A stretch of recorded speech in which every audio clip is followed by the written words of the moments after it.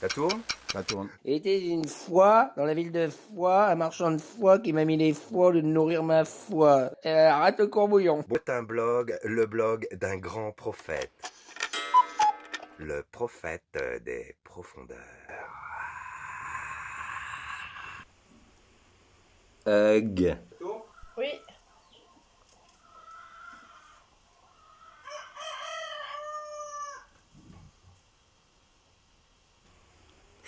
Comme j'en fais référence dans le Potin blog numéro 6, Monsieur Potet évoque à mon endroit une chimérique transposition à l'idéal. Où veut-il donc en venir? À ce propos, je voudrais dire que j'ai toujours eu mal compris pourquoi tous ceux qui voudraient reprocher aux autres ce qui leur paraît être des lubies n'utilisent pas le terme chimérique lorsqu'ils vous traitent d'utopistes. Au moins, dans le contexte qu'a choisi Monsieur Potet, celui-ci utilise la bonne formulation. Car autant on peut reprocher à quelqu'un de défendre des chimères, c'est-à-dire de partager des idées qu'on ne trouve pas soi-même en lien avec la réalité, plutôt que d'essayer de le renvoyer à l'utopie, ce qui est plutôt un compliment, n'est-ce pas? Oui, sans aucun doute c'est un compliment lorsque tous ceux qui se veulent réfléchir savent que tous les progrès qu'a pu faire le genre humain, progrès dans l'amélioration de son sort matériel, intellectuel comme spirituel, ont débuté par des dites utopies. Notre cher Théodore Monod, décédé en 2000 à l'âge de 98 ans, est très actif aussi jusque dans ses vieux jours, ne disait-il pas que l'utopie n'est pas l'irréalisable, mais l'irréalisé, tandis que ce qui est chimérique reste à l'état de chimère, puisque celles-ci ne sont pas, hormis dans la fiction, réalisables. Alors, Monsieur Potet, grand ordonnateur de l'Église du temps qui vient, tient, comme à son habitude, à coller ses étiquettes, et ainsi il cherche à dénigrer les uns, comme Antoine B., en les renvoyant à un vomissement des parenthèses, et les autres, comme moi-même, Frédéric Mulon, à une chimérique transposition à l'idéal. Vérifiable, 227, c'est 86. N'omettons surtout pas que, selon l'herméneutique de Monseigneur Potet Ier, tout ce qu'il articule est équivalent à ce que Dieu lui-même pourrait dire. Alors, Dieu me ferait remarquer que je défends un idéal qui n'est donc pas réalisable. Oh Seigneur, voyons cela. Chimérique transposition à l'idéal. Mais, avant tout, je vais me permettre un aparté avec le monde. Avec tous ceux qui ne peuvent pas envisager pouvoir vivre sans la sécurité que leur apporte un système, c'est-à-dire avec tous ceux qui vivent et se complaisent d'être sous la coupe de soi-disant élus du peuple et qui acceptent de gré ou de force de suivre les directives d'un Sénat constitué de morts. Le bon livre, 35-1, dont leur loi de rat, toujours le bon livre, 19-24, affaiblissent et détournent la véritable vocation de l'homme, celle d'être bon. C'est d'ailleurs Alexandre Solzhenitsyn qui disait que la politique avilit l'homme. Cet aparté s'adresse tout particulièrement aux chiens, le bon livre, 9-4, qui mangent dans la gamelle que les pouvoirs leur laissent et qui leur donne le sentiment d'appartenir à une caste lorsqu'ils obtiennent les félicitations de leur maître.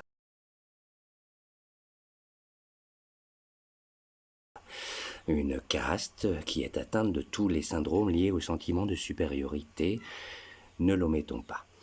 Par contre, les hommes du temps qui vient, l'appel lancé d'Arès 30-13, dont je suis, ne se sentent ni concernés ni attirés vers ces sortes de distinctions honorifiques distribuées par des puissances qu'ils considèrent comme illusoires.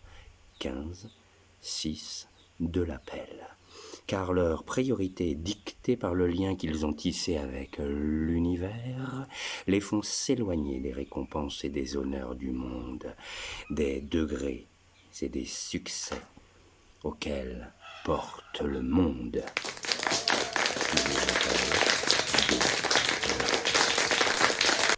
Alors, voilà, mes pensées voyagent souvent vers ceux qui tombent sous les coups, sous les balles ou sous les bombes de soi-disant terroristes, soi-disant car l'étymologie ou la racine du terrorisme vient de ce qui propage la terreur. Et nous savons aujourd'hui, en l'année 2021 pour beaucoup, ou en l'année 5781 selon la culture hébraïque, ou encore 1442 en l'année dite égirienne, mais passée en 1443 depuis le 8 août dernier.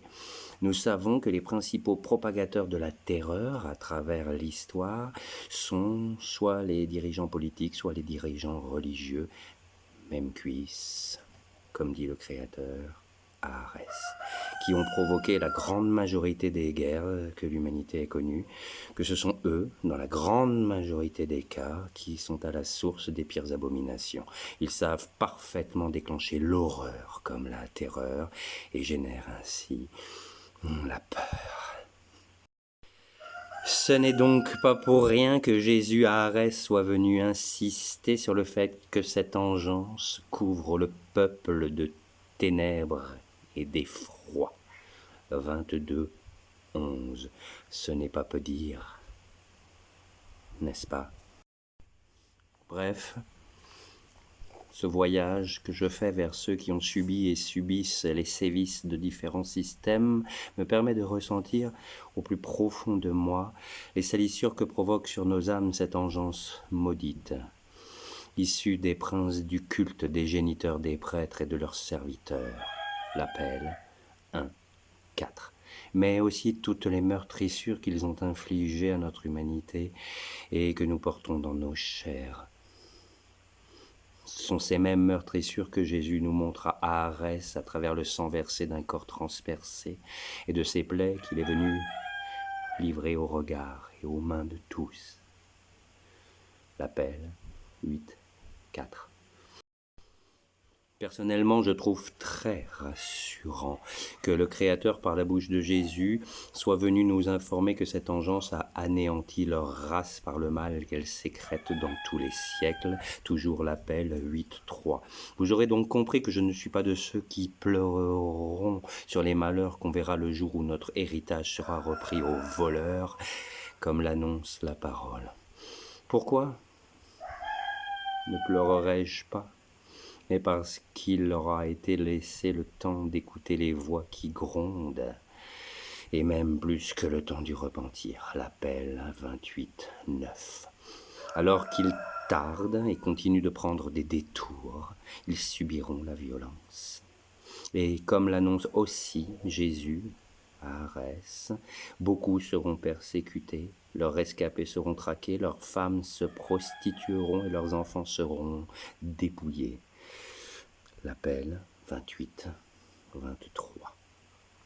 Souhaitons donc que ceux qui fixent le prix de la terre, le prix du fer et du feu, le prix de la prière, le salaire de l'ouvrier, l'intérêt de l'argent, qui tirent d'un héritage donné à tous pour eux seuls des profits, méditent vite.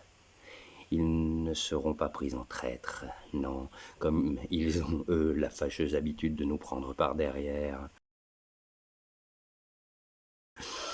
Car il leur est clairement spécifié de prendre garde avant qu'il soit trop tard. Encore l'appel 28, 24. Par contre, ce qui est moins rassurant, c'est d'avoir pu constater de près, 20 années durant, en ce qui me concerne, que cette même race sévit au sein d'un mouvement qui se dit répondre à l'appel, et dont le témoin lui-même de l'événement survenu à Arès continue de faire croire, sans que personne n'y trouve rien à y redire, que son mouvement poursuit son cheminement vers une dynamique spirituelle qui se réclame de la parole.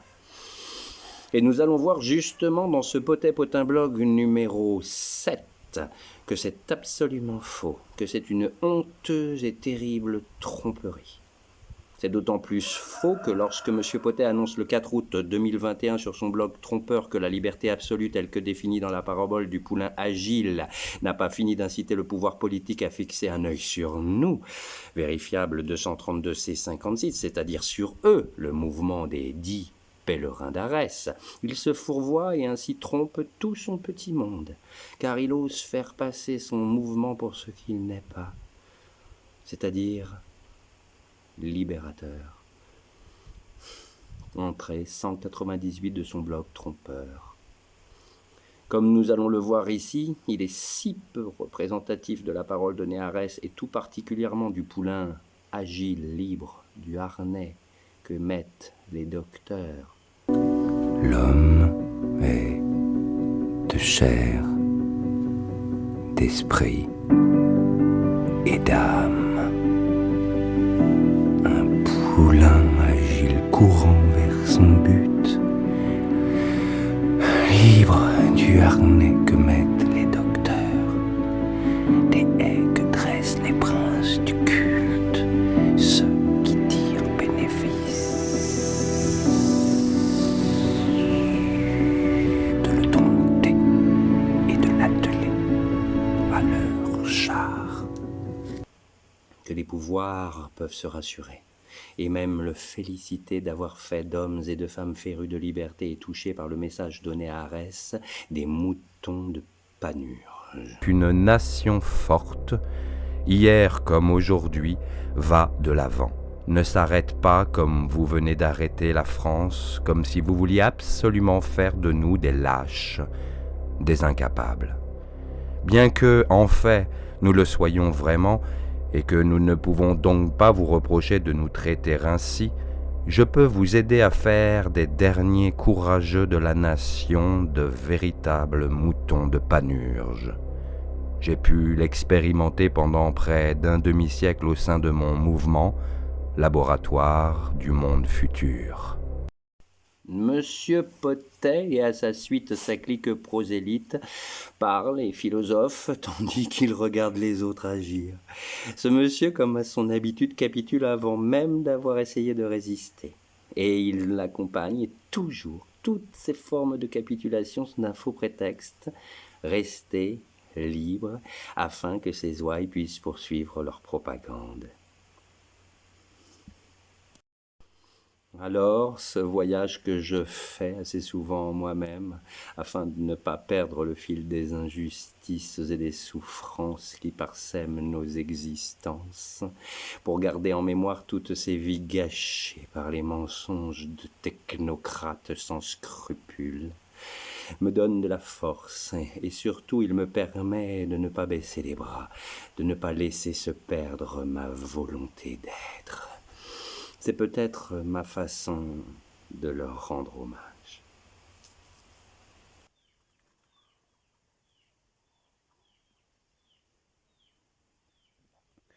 Afin de leur rendre hommage. Ce voyage me renvoie à des réalités que nous voudrions bien occulter. Et c'est pourquoi on cherche sans cesse à s'évader. Les évasions sont multiples. Drogue, alcool, sexe, loisirs de toutes sortes, congés payés ou à payer, vacances organisées, télé, jeux, etc. Mais aussi les mensonges à soi-même, les travers de la mémoire sélective, les refuges divers et variés du confort, etc. Cette énumération est loin, très loin d'être exhaustive.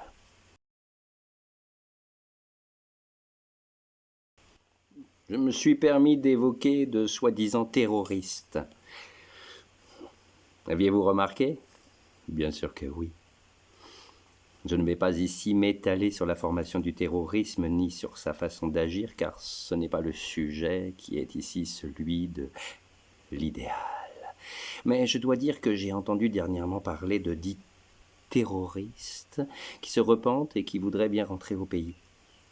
Les technocrates, et à leur suite toute une bande d'irresponsables hésite à les accueillir au sein de la nation pour que ces pauvres airs puissent réintégrer leur foyer et retrouver une existence plus décente. On ne demande pas même à ces bureaucrates et la clique des journalistes léchouilleurs de pardonner, ce dont ils sont incapables, mais seulement de reconnaître leurs propres erreurs, et, en particulier, celle d'avoir tué le sens de l'idéal dans le cœur des hommes.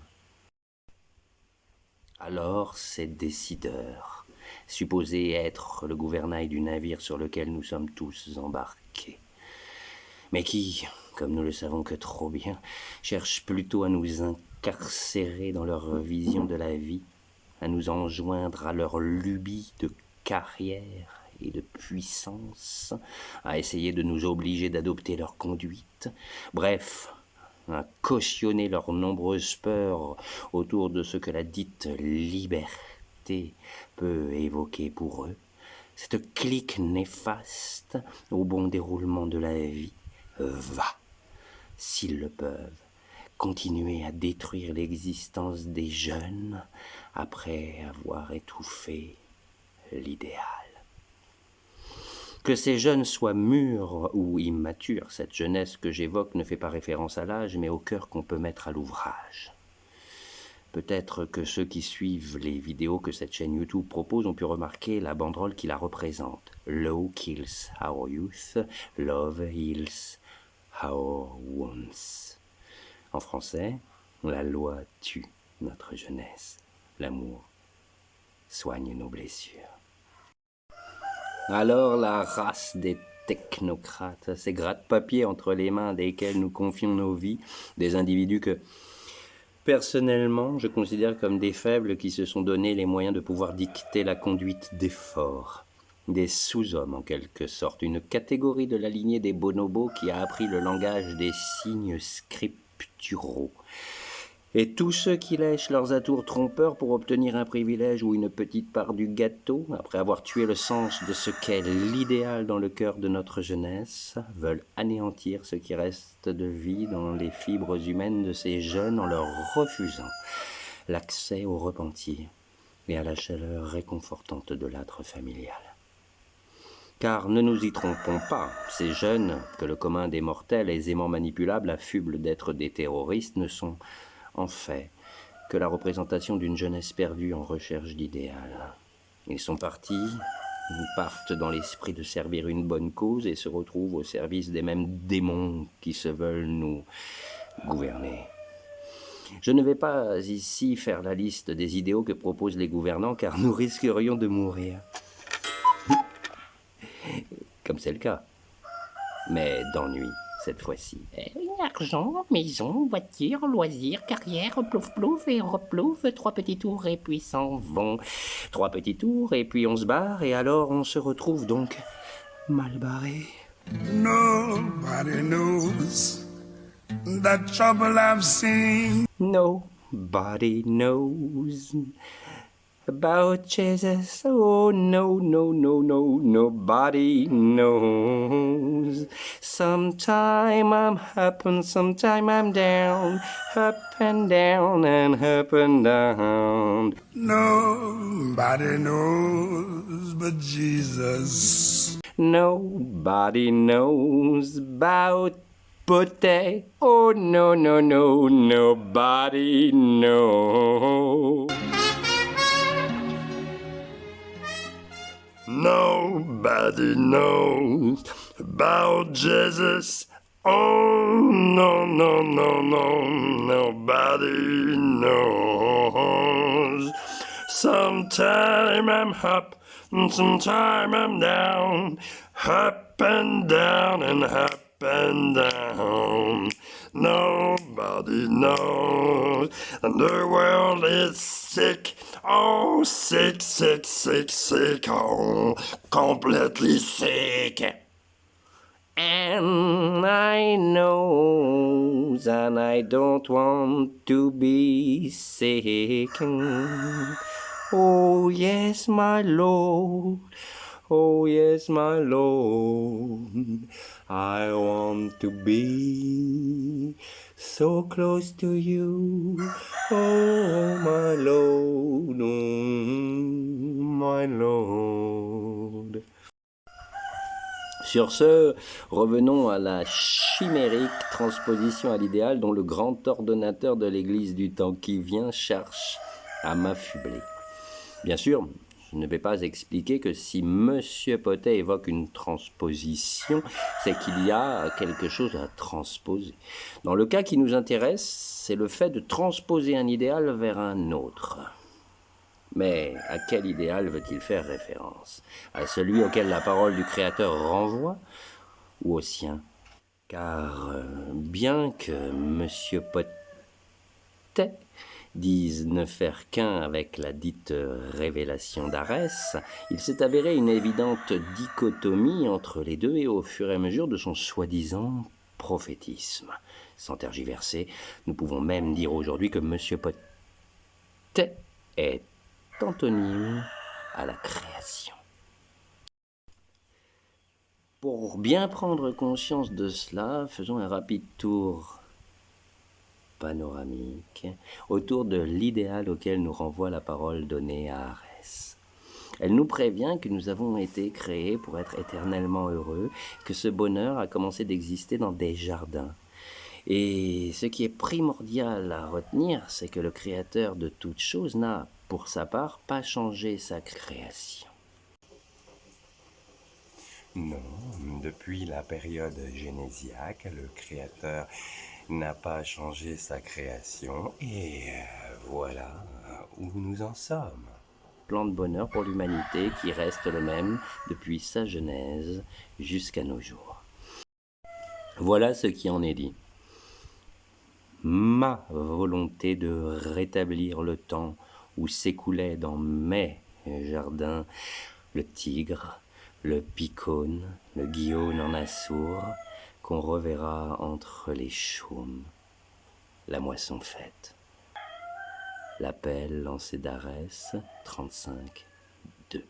Mais pour rendre cet idéal possible, réalisable, pour ceux qui veulent le réaliser, le Créateur nous informe de différentes manières qu'il faudra nous donner les moyens d'aimer et que cet amour nous permettra de faire en sorte que son jour advienne.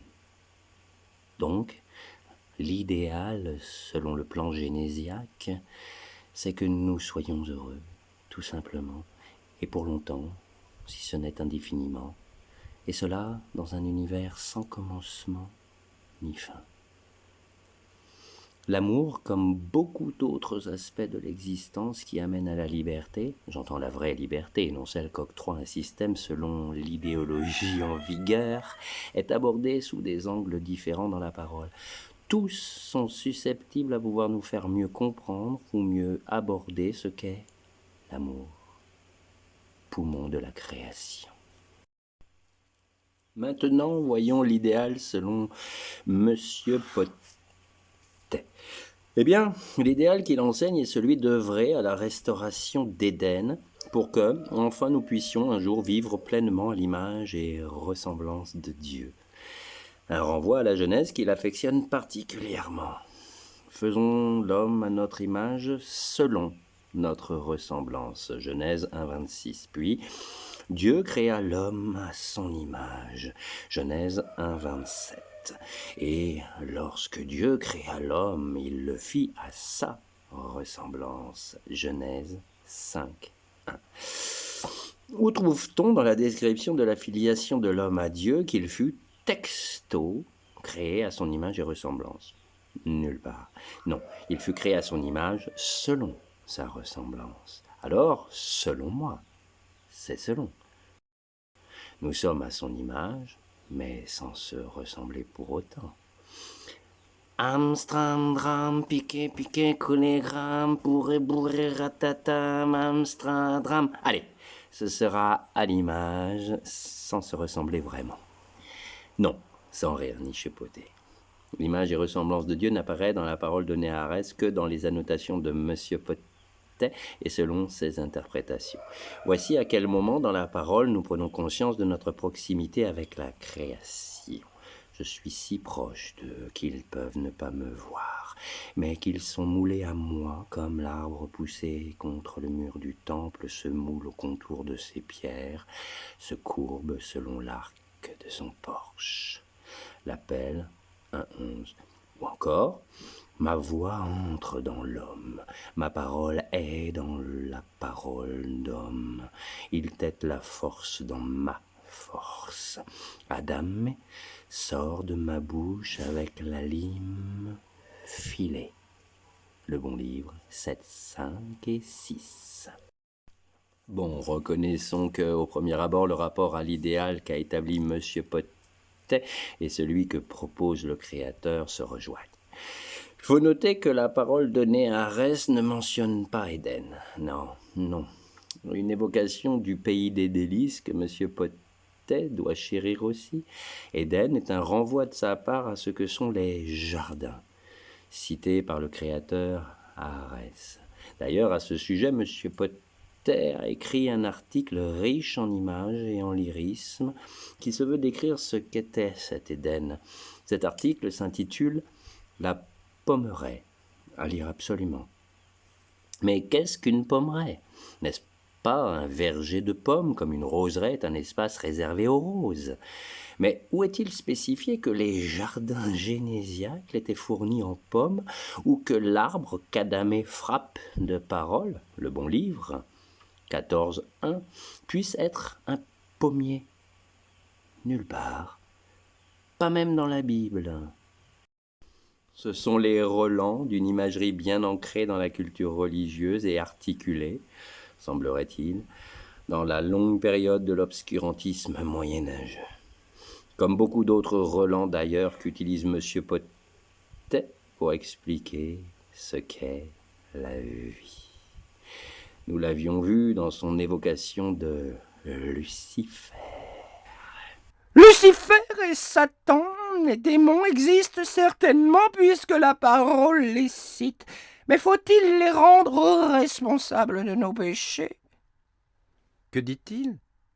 Que la parole cite Lucifer, alors que le dit Lucifer, lui, n'apparaît nulle part dans les Écritures dites saintes, étant un pur produit de l'imagination en tant que porteur de lumière dans le grand courant de l'ésotérisme. Revenons à nos moutons.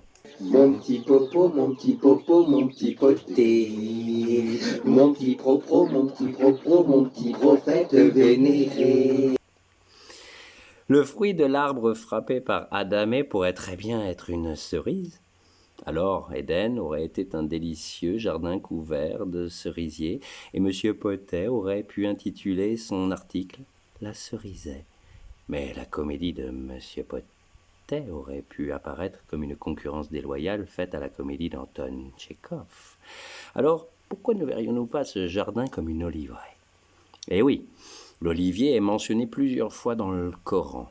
Et une sourate n'utilise-t-elle pas l'olivier à travers une parabole pour nous donner un aperçu de ce que pourrait être la nature de Dieu? Allah est la lumière des cieux et de la terre. Sa lumière est semblable à une niche où se trouve une lampe.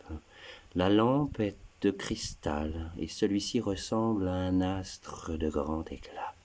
Son combustible vient d'un arbre béni, un olivier ni oriental ni occidental dont l'huile semble éclairer sans même que le feu la touche.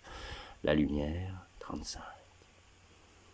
Bref, Monsieur Potet se veut enseigner ce à quoi la parole nous renvoie, mais il n'a pas pu s'empêcher de faire peser sur son dit enseignement tout le poids de sa culture religieuse. Alors dans quoi nous entraîne cette culture, dont il n'a pas réussi à se dépêtrer à travers sa façon de transmettre ce qu'est l'idéal? Avant d'exposer certains de ses travers religieux qu'il a copieusement étalés sur son blog Trompeur, dont l'étalage est vérifiable de long en large pour ceux qui savent le lire de façon objective, il est très important de noter que le dit Éden n'est pas déterminé. Et car il sera ce que nous en ferons. Monsieur Potet, lui, n'a fait qu'ouvrir une voie. Et voyons donc si cette voie peut être considérée comme étant les prémices d'une société heureuse et durable. Car, ne faisons pas les sourds d'oreilles, Éden est la représentation d'une société heureuse et durable. Ne faisons pas les sourds d'oreilles, Éden est la représentation d'une société heureuse et durable.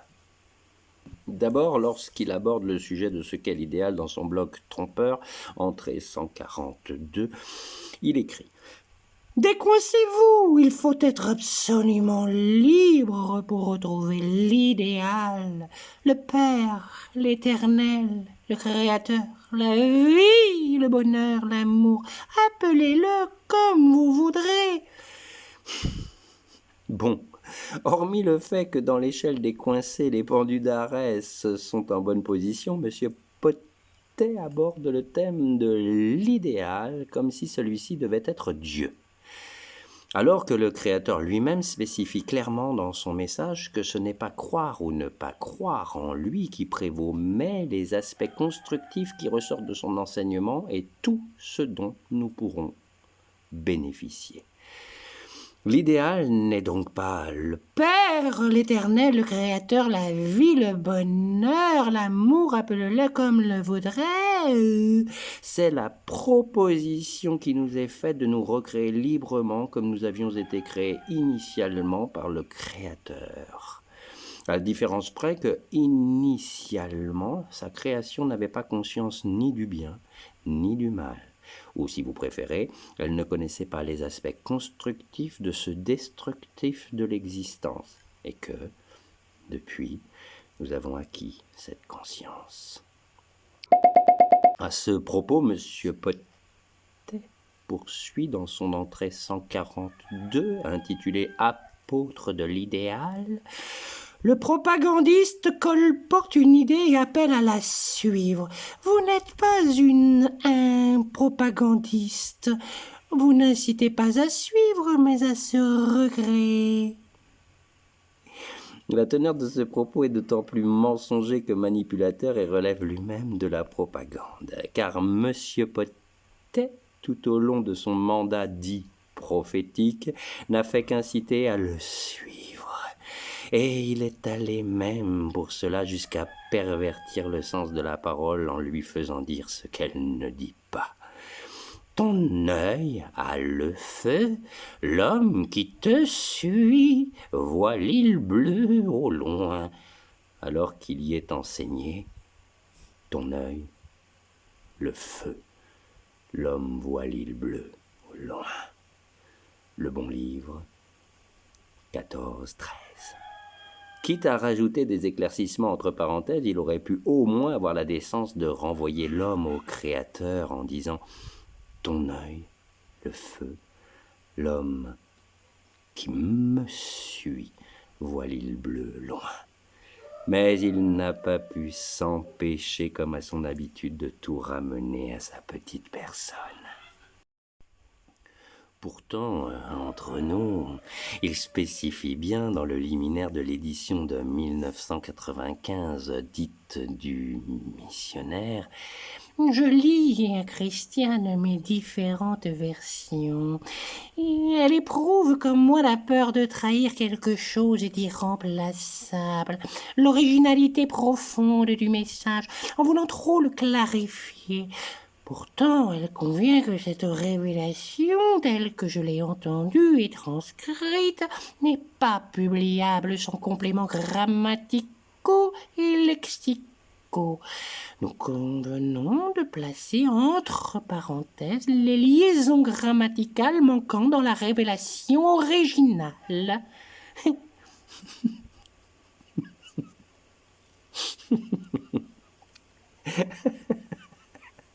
Vous conviendrez que nous sommes bien éloignés des liaisons grammaticales manquant dans la révélation originale, non? Et beaucoup plus proches de la trahison de quelque chose d'irremplaçable.